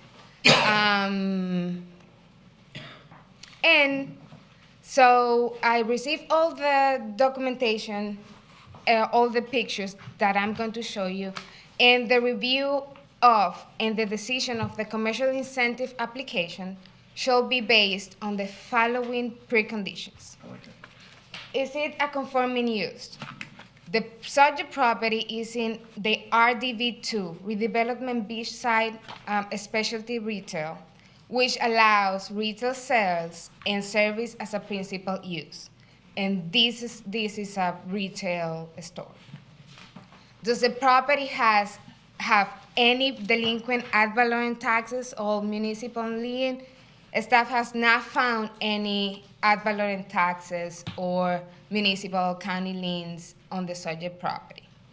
How the project will contribute to the elimination of or prevention of slum and blight. This subject property has been on Main Street for over 10 years. It's the one sexy bike chick. And the building has not had any or at all a lot of improvement. The applicant is proposing a complete complete exterior renovations to bring the building into compliance and more attractive to clients.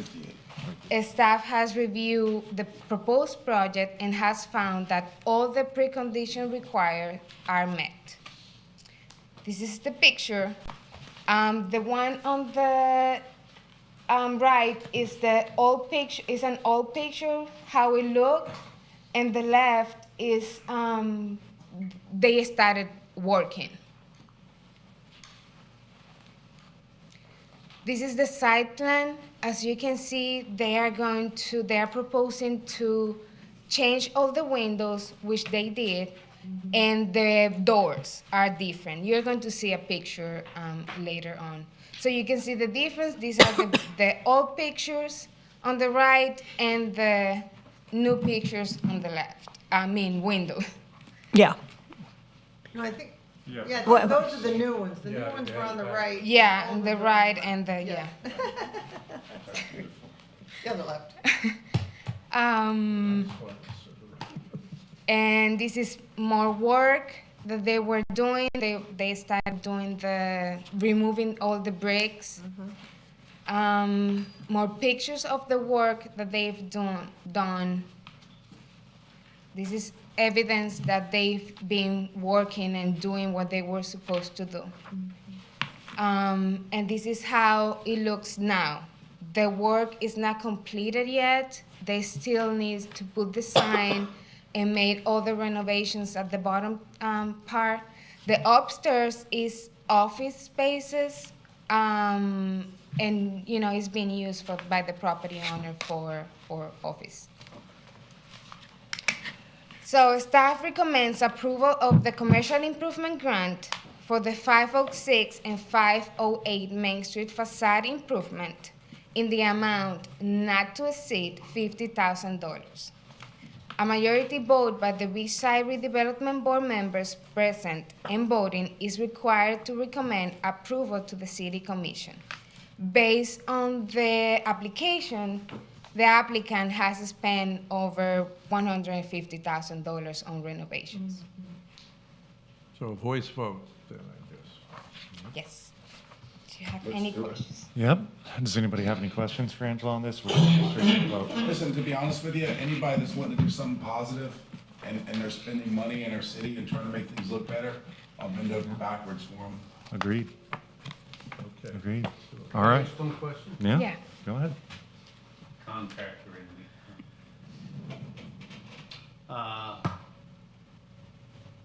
in most of the buildings on Main Street were, they're past poor shape. This might be the one, if I'm aware of the building, which I am. But this is an investment for the owner. And if they turn around and get the loan, interest-free, once they get it and do the improvements, they can turn around and sell it. Am I not correct? Is there a limit on it? How long that they have to own it before they? Yeah, Is there a limit? years. That's what I years. thought. They have to be for 2 years, and after that, it's forgivable. Now, if they decide to sell after we disperse the funds, then they have to give the money back because we are going to put a lien on the property.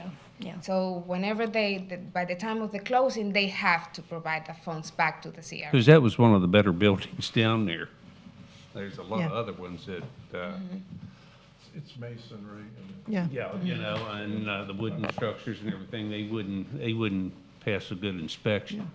So, Mike, We had Code, this, I'm not, but we had this discussion in a previous meeting, and they actually amended the laws because of that, in our favor. Yeah. Thank you, Angela. My Yeah. building's new. I totally support this. I know, I've met the owners and I've been in that store. It's really, it is a classy little place. And I think it's open year round. And it's a shining beacon on Main Street. And so I totally support it. I would just say, I don't want to change anything about what they've done. But in the future, I would like to kind of see architectural elements of the buildings preserved when the changes happened, like they lost those little arch things. I don't know if there's a way with, in permits and licensing, do they look at the current facade or the original facade of a building? And then take that into account when they're approving plans? Or they don't? It's a No, historic. the only. They don't at all? Okay, No, all right. no, well, the it's only require is if the structure is If it in a makes you feel better, it historic, wasn't original arches. No, it No. wasn't. Okay, all right. if That it's was historic, then it Stuff. has to remain, but it's not, they but can that- do That whatever. looks like brick They there. did a good job. Mm-hmm. Yeah, it's not real. Oh, okay. Oh, really? Oh, all right. Well, never mind. I take it all back. But It's styrofoam. okay. One other question. That is a good Really? And it's foolish. Boy, that would burn like crazy, So wouldn't it? after 2 years, so they Oh. exist there for 2 years. So let's just say they sell it 4 years from now, do they still have to pay us back at the same? No, No, it's forgivable after 2 years. 2 years. as long as it's occupied. Yes. That's good. Right, in use. That's fair. All right, is everybody ready to make a vote? Need a motion? I make a motion. Well, we'll make a motion. I'll make a motion. I'll make a motion to approve whatever that is. And I second. The project request for 506 and 508 Main Street. I don't know how to phrase it. All right, great. Second. So we have a second? I seconded. She seconded. Seconded it? All right. So all those in favor of recommending to approve for this? Aye. All of us. All of opposed? Saying none? We pass. Yeah, I seconded. Helen? This young lady. My next door neighbor. Yeah. The only problem with that place is I can't fit in any of those things they sell. Oh, I'm telling you, yeah. Well, you probably could, but you might want to. No, literally, I tried, I can't I fit in know. any of them. We got some updates for us, huh? I couldn't either. Yes. Let's hear them. Don't tell me you shot that. So, the next item is the redevelopment project updates. I provided you with a copy of this announcement. This is from Volusia County. For those of you that doesn't know, Volusia County started working on the ramp, the beach ramp on ISB, and they closed the street all, until April 2025. So, but the north side of the street is still open for pedestrian access and for the businesses that are there. Did they take the sign down yesterday? I believe they did. I haven't Because drove by, but There was a lot of TV Yeah, they did. taking pictures. Are they going to be removing those weird light, like rocket-looking things on either corner? Oh, my God. Are they going to be gone? You know what I'm talking about? It Yeah. looks like should be somebody inside looking. Oh, at my those, gosh. You know, I hope those are going because I'm going to review the plan and I'm going to let you know. Because I Okay. don't remember. I saw it, briefly. If they aren't planning on removing them, I'm going to find somebody with a big bulldozer. I do not like. Okay. You can. So the second thing is that the mayor held a board appreciation dinner. So that's why you have these little bags that showing the appreciation. Who else is there? Very nice. Oh, you were there. That's Yeah. right. Ray was tried Ray to and get I out, were I there. wasn't feeling Were good. you there? Yeah. was- But it's okay. It is just to It was show you really nice. how appreciated you are for put your time doing this for the community.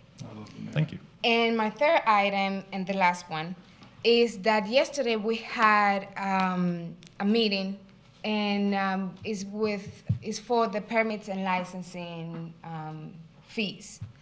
But at the end of the meeting, the city manager requests the commissioners to provide priorities. And the priority for the commissioners is the Beachside. So they mentioned lighting, they mentioned the boardwalk, escape, which we are working already on that. So you will be having updates very soon on those items because it is a priority for us as well. So I'm glad. I just wanted to let you know that everybody is on the same page and working towards to get our community better than it is now. Thank you. You're welcome. All right.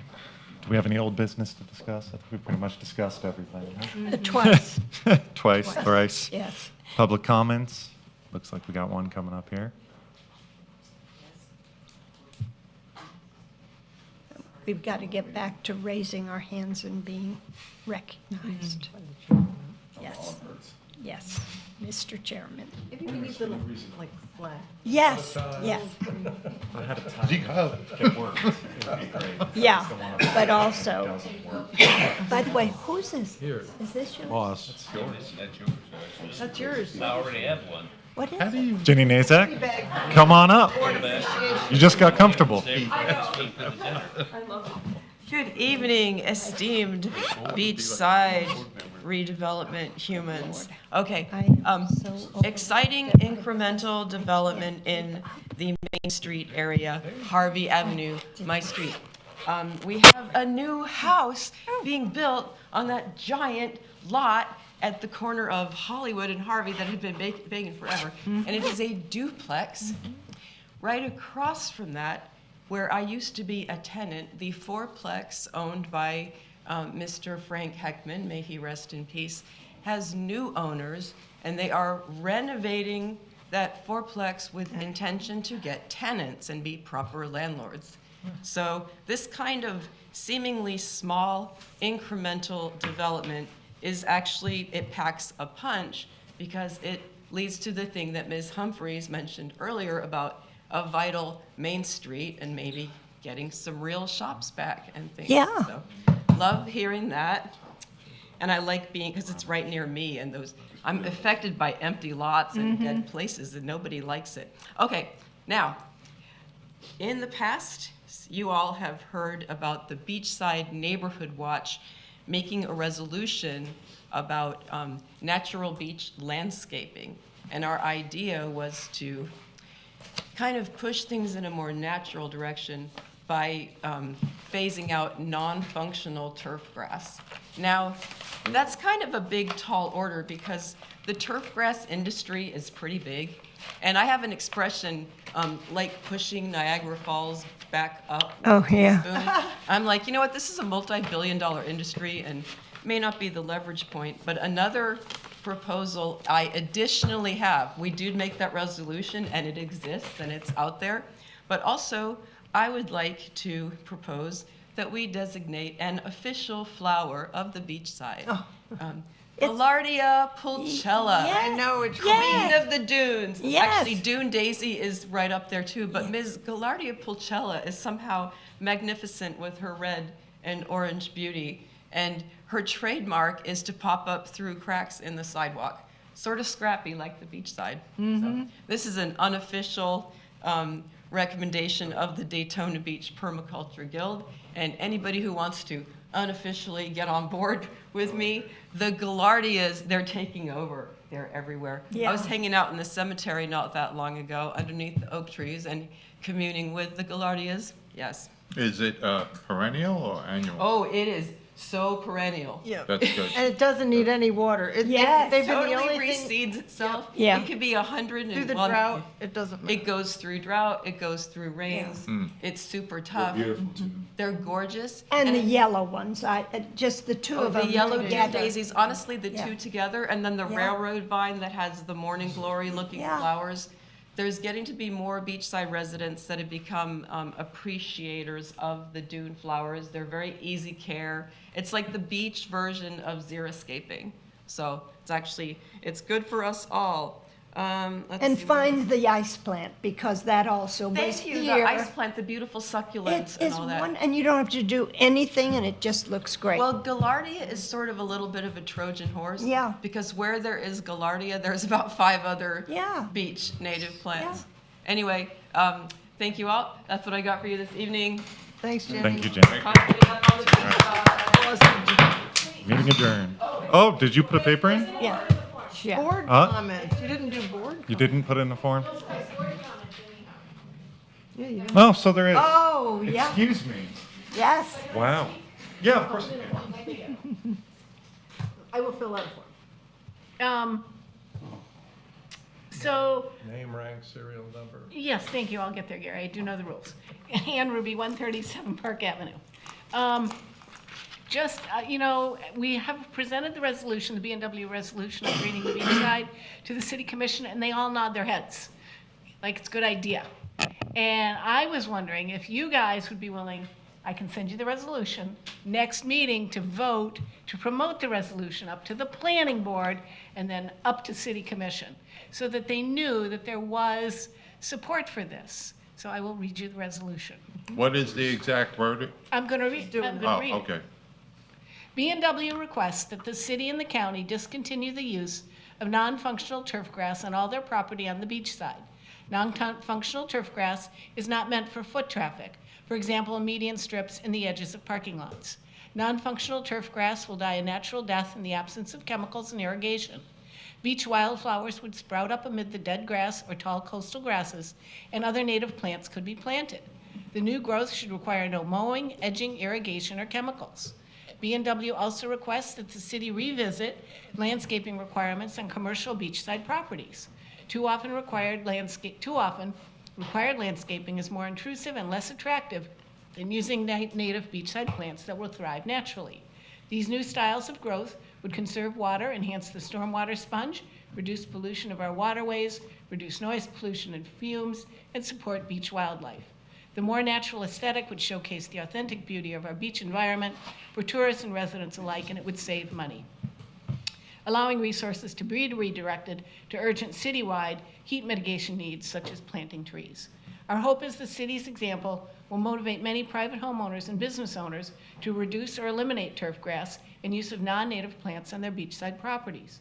By taking care of our beachside in this way, Daytona Beach would become a progressive actor in the nationwide movement to promote the distinctive natural vegetation of each region. We could help move the needle in a more beautiful and healthy direction.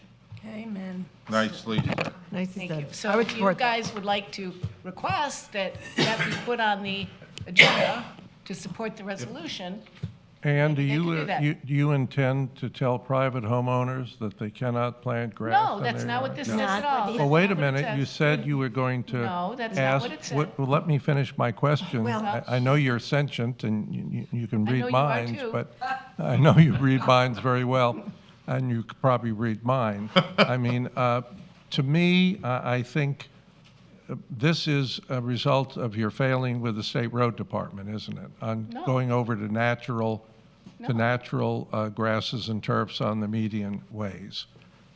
I think your proposal is certainly worth considering, but you've got 3 or 4 different things folded in to one. I think you need to separate them out, and if you want us to move forward on them, I'm very against trying to tell people what they can and cannot plant in their private property. That in no way does this say that we're telling anyone to plant what they can or cannot plant in private property. Well- But what it says is that if you, as a private property homeowner, go around and you start seeing native plants everywhere, you may think, oh, I could do that. Well- In no way does it say you have to, that it would direct private landowners to have to. Well, then why are you suggesting that we change our requirements on Well, that would be- landscaping that- on the beach side, On commercial properties, on commercial on property? commercial properties. So you're telling the owner of a commercial Well, property? right now, you can tell, they do tell owners of Yeah. commercial properties Absolutely what to they do. plant. Yeah. There are requirements in the LDC of what to plant, and you could change that so that it was all, I it's would to native support plants. this if you want to add native plants to what's existing on paper. Why do you want to restrict? Why don't you expand the definition, give people more choices, not fewer? Because I think that you could use. Because they don't know what they're doing, is that the Well, point? you could expand, you could give a long expanded list of the native plants they could do. Sure. You know, Well, you don't have to just include, like right now, there's suggested plantings, but many of them are not natives at all, so why even suggest them? Yes. Why suggest them, Well, you know? A native tree. well, I 100% back what you're saying, because I know you've been working on this for quite a long time, and you're very, educated in this field. How do we go past this point? Do we make some kind of motion and try to get a second? She's sending it to the board for our next meeting, sending it so to that we can agree on a Please do. resolution. Please do. Okay, Absolutely. all right, thank you. Thank you. All right, now we're on to board comments. Where do we Anyone have start? anything? I've got one couple of things. Everyone over here good? I'm going to say something. Do you want to go first, Gary? Okay. I'm sure that all of us have been tackling our financial disclosure forms that are due at the end of July with the state. Oddly enough, Kerry Stillman, who is the director of the Florida Council on Ethics, is a colleague of mine. We were both Jeb Bush appointees in 2000, me to the Cultural Council and she to the Ethics Board. I had a nice chat with her about how difficult it is for someone with some sight impairment to try and tackle the form as currently mandated, and she's assured me that they are going to do an accommodation. They just forgot Americans with disabilities, and they're going to have an accommodation that we will be getting. But the most important thing is, she suggested that we discuss with our staff, maybe every time the state comes out with something that is new, like the form of financial disclosure, the electronic form, we used to do a paper thing with the county clerk, and then she would send it on to the Council on Ethics, that we do a workshop, that you guys let us know when the state is changing things or adding additional things in a formal way so that we have been noticed. I look back through my minutes, I didn't see a word from you folks on the new financial disclosure requirement. And also, I think we have another, not sunshine law, what's the other requirement we're supposed to? Ethics? Ethics? Yeah, no, not the ethics. The public records in Sunshine? Yeah, the sunshine, either the, have you sent us the computer way to do that? I think the clerk has a form she sends people. Colleagues of mine on other boards have had workshops. When was they've the had dinner? Meetings with their staff about I was complying out with of these state town. laws. And I think That's it would why be I nice wasn't. I went to if Michigan. we could have something like that too. I don't think it would take a lot of time. And if you've read the current handout. Yeah, that's what I just On the financial disclosure, it is contradictory in several places. You don't know whether a checking account is required.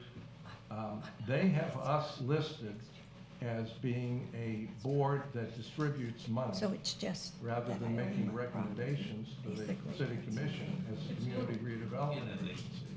And I think they probably put us in the Form 1 rather than 6, because 6 is so onerous that for elected officials I haven't done that. and for certain Just appointed put the- officials, that it was a huge jump from the form that we previously signed. But wouldn't you like to have a workshop if the state comes out with a No. new requirement like the financial disclosure, so that we have experts, we can get experts here and we can chat with them rather than going online and spending 3 or 4 hours trying to find somebody at the Council on Ethics. I'd like to make that in the form of a motion.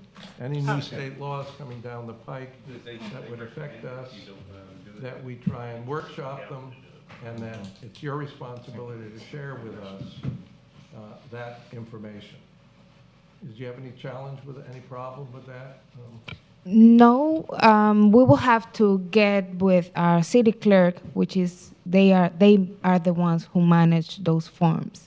But And they're or the not workshop. ones who do workshops. As a matter of fact, I think the Historic Preservation Advisory Board had a staff workshop on the financial disclosure.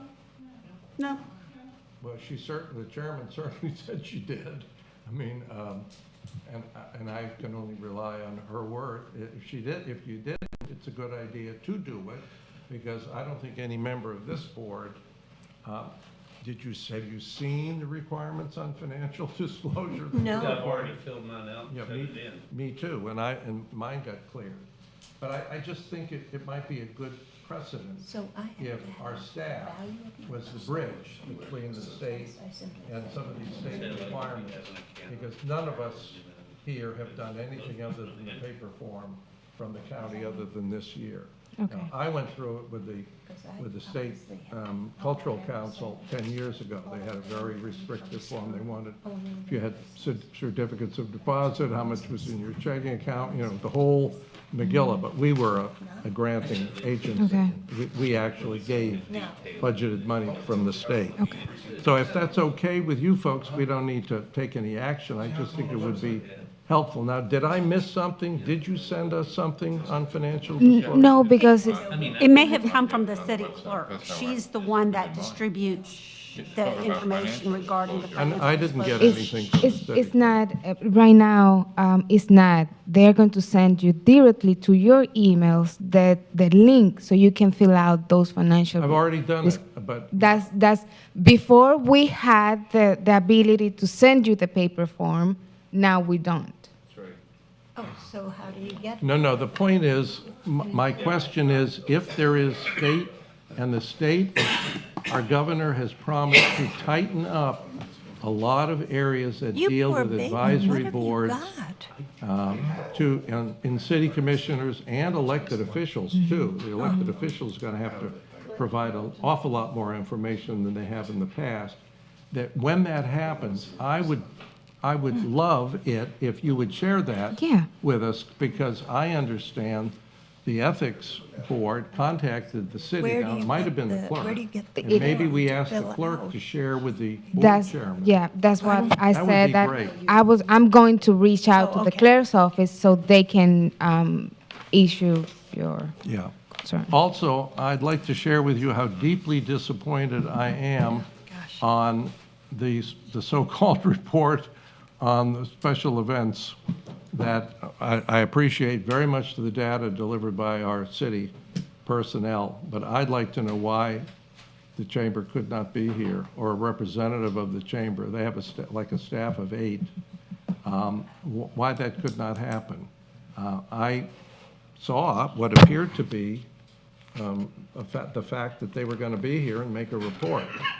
And you have to gave us the opportunity to submit I'm questions afraid you're and going to things start like that. bleeding from your throat. I'd like you to invite them again. I think we actually need to hear from the horse's mouth on some of these issues. We can't, it was embarrassing to even ask city man questions we know he's not privy to. I mean, the chamber is a private business. So could we have them, could you request, we'd really like to chat with them. We like them, we love them. We just want to find out some, and they're the only ones that seem to have it. Yeah, I'll request again. Okay, thank you very much. Thank you. Not making any promises. Well, let me share something with you. You should be in the driver's seat. You shouldn't be in the back seat. You don't let the chamber push you around. That's ridiculous. This is city property we're dealing with. And is there any redevelopment money in any form, way, shape that goes to special events in any circuitous route? Do you know? We don't have any obligations with Bike Week or Biketoberfest. Well, No, sir. so there is no redevelopment money? Okay, No. thank you.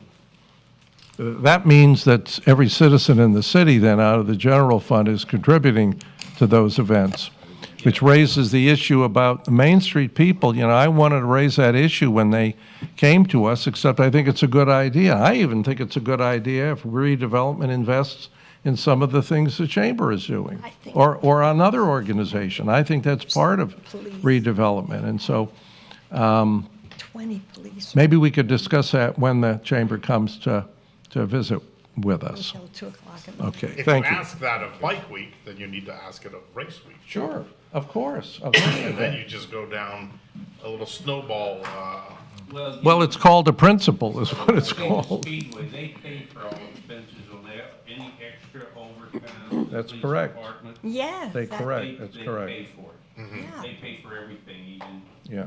whatever was needed. I mean, it looks like we're trying to reinvent the wheel here. it's probably a better idea to go investigate other municipalities and see what they do with their special events. Yeah. We're not the only city with a special event. Yeah. I agree. I know what, And we're not the first people. Park, I know what they do. Yeah. And they do what most cities do, and that's they bill the agency who's doing the special event, and they pay 100% of the extraordinary costs Absolutely. borne by the city. Naples does it, a lot of cities do it. We knew Mm-hmm. this when Mike Shallow was the city commissioner and ran for mayor, he ran on that tag. Well- It took us, 10 years to even get the agreement, to get a peek at the agreement. I'm all for special events. In reality, if we want to go back that far, we're in this particular situation in Daytona because of bad decisions that were made probably 30 years ago. Well, This is ridiculous. I agree, I know, agree. These are like important points too, being that we're beachside redevelopment, because I think a lot of responsibility is being placed, just because we're talking about Bike Week now. But the reality is, look at the boardwalk. We're waiting for the boardwalk to be redeveloped, 30 years. Yes, This yes. is insulting. I agree completely. And that is the reason why ISB is the way it is. That is the reason why all the supporting neighborhoods, aren't really where they need to be. So I don't even know why we didn't even think about possibly turning that empty space that's been empty for 20 years. Why didn't we just turn it into a park in the short term? Because it doesn't look like they're looking to do anything with it right now. Right. I've been waiting for things to happen. I was a spring chicken when all of this stuff started. I might not be around to see it happen to come to fruition. So, I mean, we need to get the ball rolling on this stuff in Daytona. This is ridiculous. I agree. If we were to grade Daytona on a tourist destination, what do you think it is? What grade would that be? Oh my God. A low grade. It's Yeah. it's a tough seat, maybe. They come for the We can beach. do much better job than And we don't have the beach we used to have. much Right, better but- We job. were not smart. Yeah. It's not only the beach, but I agree with him. We They will very always- easily could be an A, just changing a little. Absolutely, But you have to start out with your core, which is the boardwalk. Absolutely. And Which then is that ISB trickles to leading Main to- Street and it feeds off everything else. Absolutely. It's not gonna happen in our lifetime if we're waiting 30 years Oh, I to agree. happen at the. And when you go to other cities and look at their boardwalks, you're like, what happened? Yeah. This is never gonna happen here, but this is an interesting story. I was in London with my wife and, we were up on that Ferris wheel. And I And there were counted two 50 groups that cranes. sued I've never each seen other so many that cranes neither in my one life. had to paint And I or said, do anything why are there so many at cranes? tax-free. So London Lawsuit just went to the on. developers that bought all these properties, I still say for places a that much need all the greatly law, reduced price back in the people recession. there should have And these guys to were pay sitting for on what it. they- And they had all these empty properties all over the place. And they went to these developers and they said, we're gonna give you a year to 2 years to do something with these properties. If not, we're gonna force you to sell it. I mean, we can't do that anyway. But that's how drastic it was. And then all of a sudden, these people were inspired to start building. And you saw, I counted them. There were 50 cranes in London. It was outstanding. It was crazy. So, Beautiful. maybe we need to be a little bit more forceful with the boardwalk developers and say, hey, do something with this property. We can't wait forever. It's disturbing even with the Plaza Resort, one of the biggest hotels on the beach side.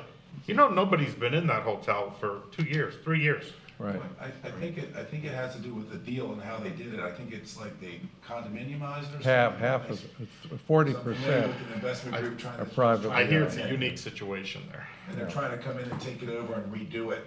Something like that. Some friends of mine. so- Yeah, but they could run it as a hotel in the meantime. Yeah. And they choose not to because they make $1,000 a month maintenance on those things. I don't know if they can run it yet or not. I don't know if they have enough. Why not?